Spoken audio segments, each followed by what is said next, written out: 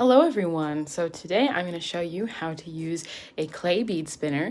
This is the one by Tilhumpt, and this is one that I actually made a video about already. I made a review of it, but I was pretty new at using it and I didn't actually know how to use it properly. So I wanted to make this video now that I've learned, thanks to a lot of practice and mostly to a lot of comments on that video helping me learn how to use it.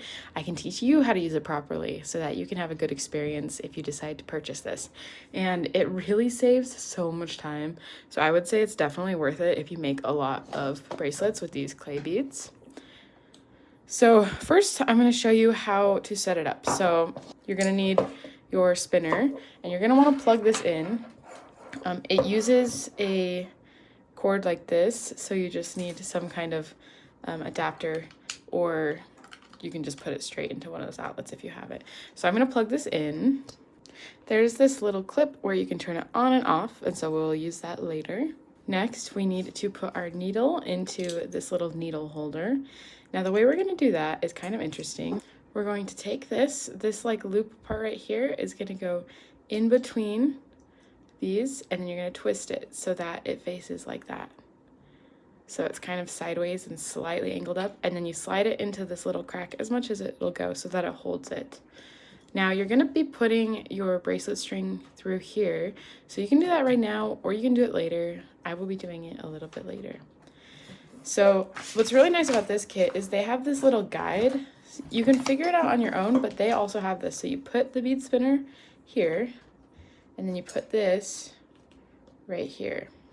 So it kind of shows you where to put each item so that it gives you the best results. And I can also show you, if you don't have this exact brand, how to figure out where it's at based on how the beads go on it. So we will get to that. When making a bracelet with this, you're just going to want to do the same thing you would do with your normal string to size it, which is put it around your wrist like this and then give it extra space.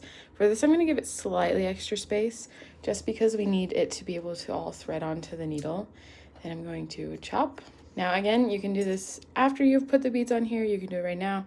I'm just going to do it right now so I don't forget about it. But I'm just going to string my thread through there, and that'll just sit there until later. That's not necessary to do right this second. So again, we'll do that in just a little bit. Now we're going to fill this up with beads. So I have a lot of clay beads right here.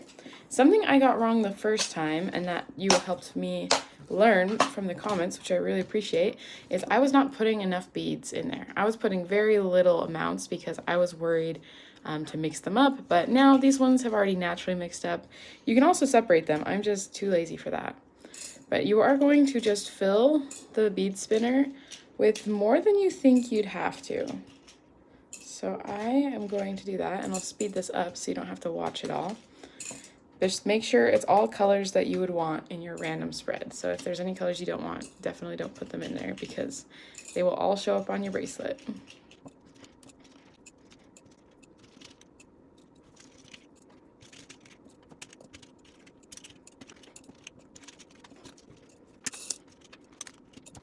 Quinoa and couscous are very curious. If you like seeing them, I have a lot of videos about them, lots of shorts, and I have a long form video I just posted a few days ago that's really cute, so highly recommend to check that out. But now that I have it filled the amount I want, I'm going to show you about how much that is. So as you can see, it's quite a bit. It's definitely more than I originally did, and you can do more than this. Honestly, the more the better. But there is a point where it gets too full, and you'll know it's too full if you start it and it starts shooting beads out, but as long as the beads stay in there, then you should be good. So now, in order to find out where you're going to place it, first you're just going to place it so that this metal part is touching kind of the side and above of the wheel, and the way that it turns is actually going to help you get more beads on it. So you can see that I adjusted it and now some beads are getting caught on it. You have to find like a really good angle where they all start coming like that, and then you let it do its thing. You can just like let it go because it'll start pushing the beads down. Just make sure that it's not blocking, the side of it isn't blocking it. So those ones were getting stuck because they were on the wall.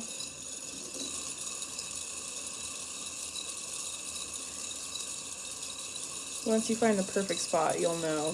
There we go. That's a good spot. So now you just let it run. And again, the more beads you have, the easier this will be, honestly. But you let it run until it gets to a certain point that's pretty full and you feel like it doesn't really fit anymore, or you don't need any more beads, and then I'll show you what to do. So when I get to about this point, this is where I like to stop, and then you're gonna do it again in a second. But for now, we'll switch it off. You'll pull this out, and then I usually like to put tape or something at the bottom to make sure that they stay on. Sometimes you can use a clip. I really like to use these types of clips, so I'm just gonna clip the end part of my string. I'm going to pull this out of its spot. Kind of make sure you're not gonna fly those beads off, but you're gonna pull it out and twist it like that. So the opposite of what we did to put it in. And then what we're going to do is you're gonna make sure that's folded in there, but we're just gonna slide the beads onto the string. Again, you don't need like a clip holding it at the back, but it does make it really easy because you don't have to worry about them flying off the end of the string. Oh, and I dropped some, but that's okay because they're really easy to put back on thanks to our bead spinner. So now I have all those on there. I definitely would like a few more beads to make it long enough to wear. So I'm just gonna throw any that fell out back into the spinner. Then I'm going to stick this back into its spot. Slide it back. And we're just gonna have it run again.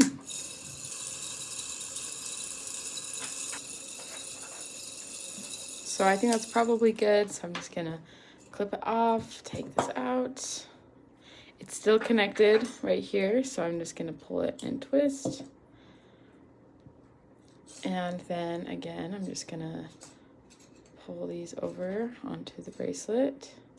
The way that I like to see if it's long enough for me is I'll twist it around and I'll see, and it looks like this amount of beads will actually be perfect. So I'm gonna pull this over, and then I have all these extras. I can just put them back into the mix. And then as you can see, this folded over and the other side of the string got stuck in the other beads. So I'm just gonna take both ends of it and just pull them like this until whichever string has the end of the string comes out. There we go, like that. Then you can take it off of your needle, unclip this, and then I have a whole video that's very specific about how to tie these bracelets, but I'll show you really quick.